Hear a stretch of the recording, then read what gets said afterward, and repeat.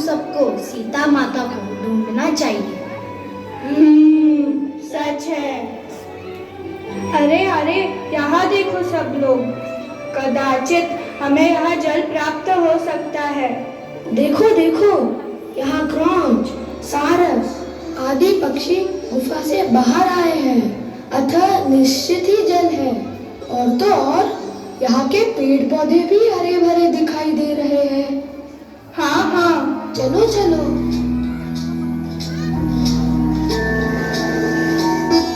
हे देवी, आप कौन हैं और यह गुफा किसकी है?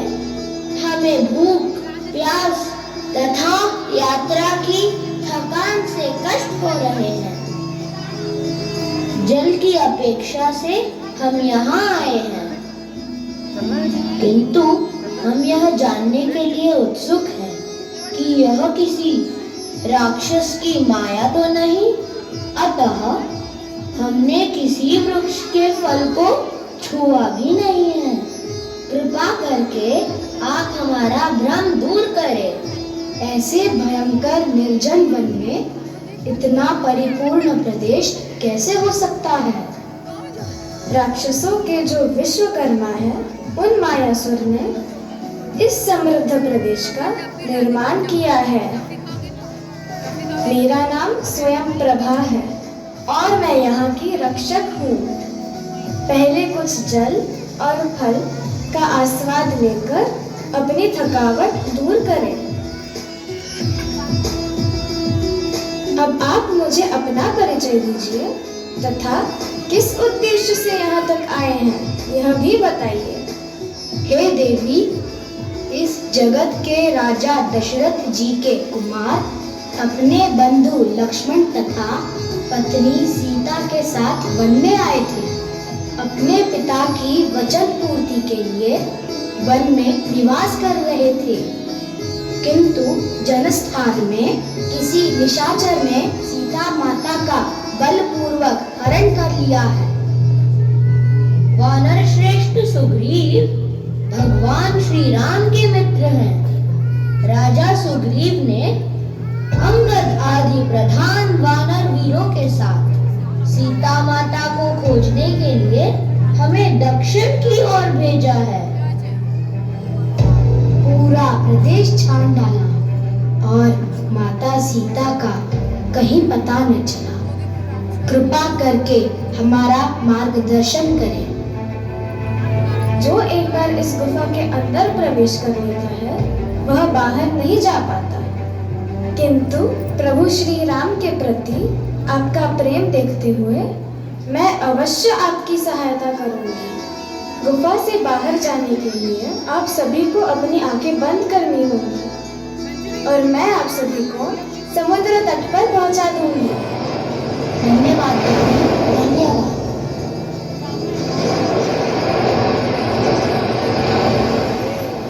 गुफा में तो हमारा 1 मास बीत चुका है और महाराज सुग्रीव द्वारा दिया गया समय वह भी समाप्त हो चुका है। क्या करें, हमारे सामने विशाल सागर है। जाए तो कहाँ जाए, कहाँ खोजे सीता मैया को? हे मित्रों, मैं सीता माता की खोज किए बिना नहीं लौट सकता। यदि लौटा तो महाराज सुग्रीव को क्या मुँह दिखाऊंगा? इस कारण से मुझे अपने प्राण यही त्यागने होंगे। परंतु मेरा आप सबसे निवेदन है कि आप सब पुनः किष्किंधा जाकर मेरा निवेदन महाराज सुग्रीव से कहिएगा। राजकुमार अंगद, हम आपके बिना किष्किंधा नहीं लौटेंगे।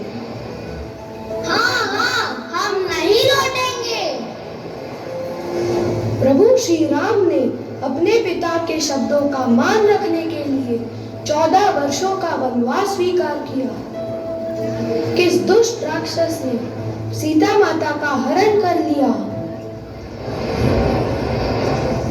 पूर्व जन्मों के कर्मों का फल हमें प्राप्त होता है, सही कहा गया है। यहाँ मेरे लिए कितना भोजन उपस्थित है। अच्छा हुआ ये सारे अनशन के लिए यहाँ बैठ गए। इनकी मृत्यु की प्रतीक्षा को मैं ही समाप्त कर देता हूँ। मैं इन्हें एक एक करके खाऊंगा। प्रभु श्री राम जी निस्संदेह अपनी पत्नी से अगाध प्रेम करते हैं। कितने व्याकुल थे वे। विधेय कुमारी सीता का रक्षण करने की इच्छा से पक्षीराज जटायु ने जो साहसपूर्ण कार्य किया था वह हम सब लोगों ने सुना ही है। हम सभी पशु पक्षियों की योनि में ही क्यों न उत्पन्न हुए हैं, परंतु हम सभी श्री राम जी की प्रसन्नता के लिए अपने प्राण भी दे सकते हैं। पक्षीराज जटायु का अंत अत्यंत सुखद हुआ, क्योंकि वो सीता माता को बचाते हुए परम गति को प्राप्त हुए। अरे यह मेरे भाई के बारे में क्या चर्चा कर रहे हैं? क्या जटायु का देहांत हो गया? उसने प्राण त्याग दिए? मेरा प्रिय भाई।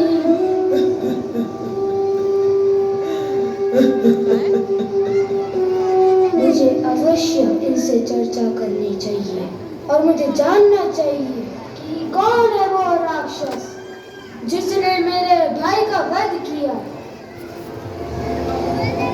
अरे यह कौन है?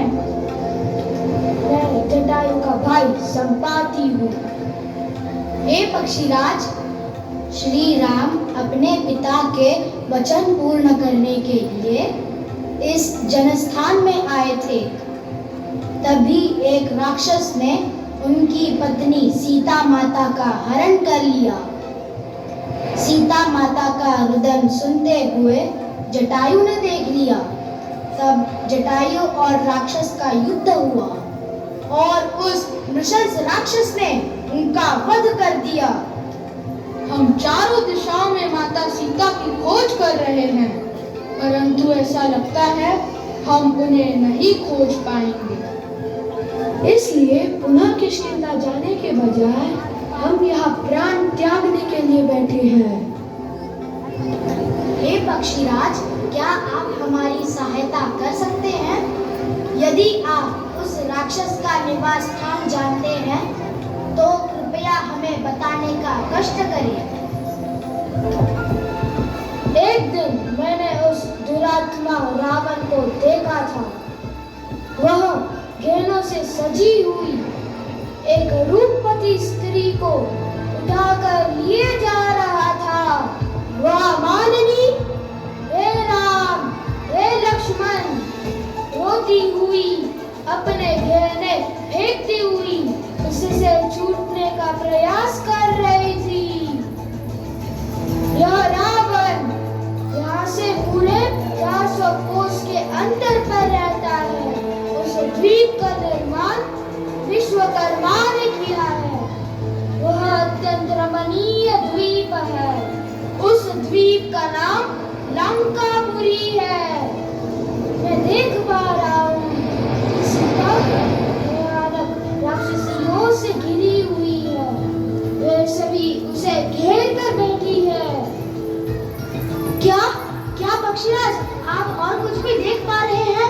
पूरे 100 योजन समुद्र को पार करके उसकी दक्षिण दिशा में पहुंचने पर तुम लोग रावण को देख सकोगे।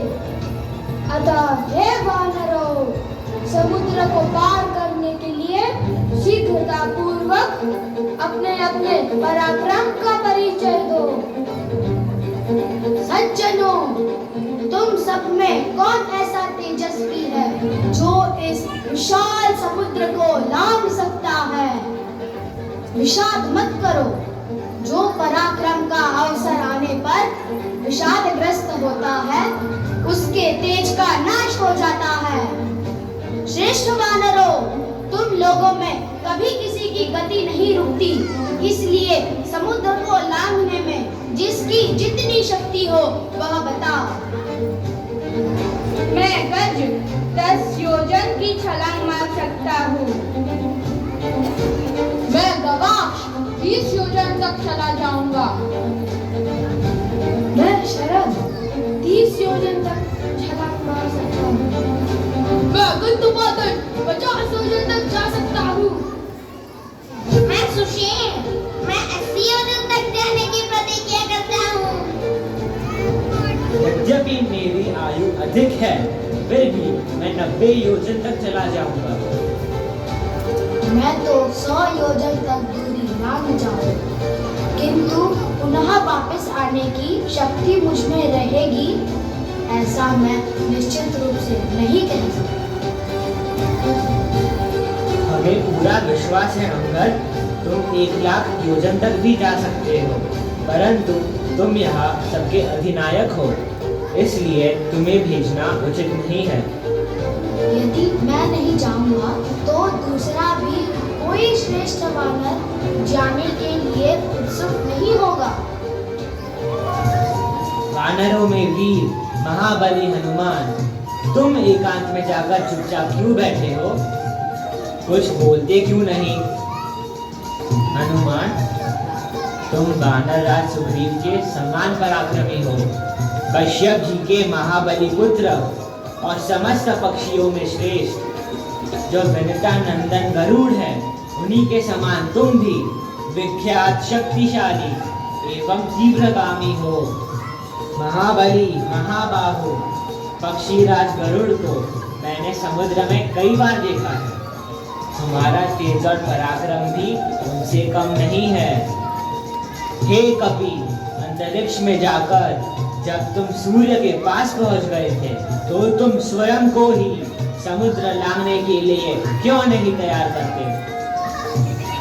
उठो हनुमान, उठो, सीता माता की खोज के लिए यह समुद्र हमें लांघना है। हे हनुमान, इस कार्य के लिए आप ही अकेले योग्य हो। जैसी आपकी आज्ञा अंगद।